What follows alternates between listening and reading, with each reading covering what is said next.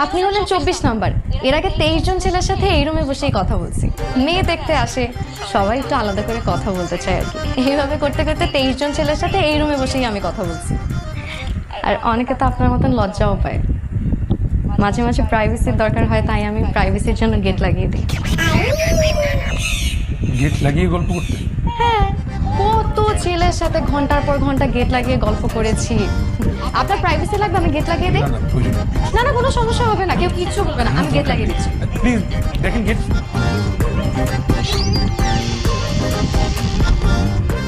Gate লাগিয়ে দিয়েছি, এখন আর কেউ ডিস্টার্ব করবে। বলেন কি বলবেন?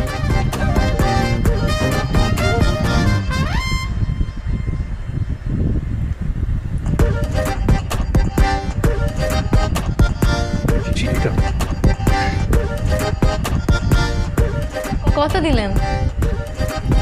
200 টাকা?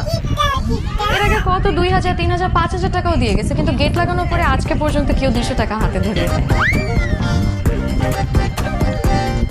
কথা কি বুঝে বলেন নাকি না বুঝি বলে ফেলেন? কেন, কি হয়েছে? গেট লাগানোর পর টাকা বেশি দেয়, কথার মিনিংটা কেমন না? কেন, কি হয়েছে? এর আগে কত গেট লাগালাম, কখনো তো কিছু হলো না। কতবার গেট লাগিয়েছে। আচ্ছা, আপনি কি ভাবলেন বলেন তো?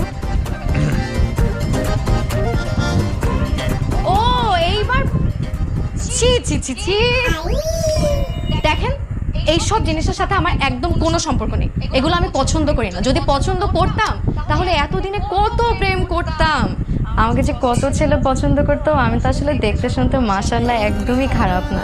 কত ছেলে যে আমাকে প্রপোজ করতে চাইতো, আমার বাসার সামনে শত শত ছেলে লাইন দিয়ে দাঁড়িয়ে থাকতো, বুঝছেন? কিন্তু আমি না কাউকে কোনোদিন পাত্তাই দিতাম না, কারণ আমি তো জানি আমি কারোর সাথে কোনো অ্যাফেয়ার করবো না। যদি অ্যাফেয়ার করারই হতো তাহলে এতদিনে কত কিছু করতে পারতাম, কিন্তু আমি কখনো এমন কিছু করতে চাইনি, বুঝছেন? আমি তো লক্ষ্মী মেয়ে তো, তাই।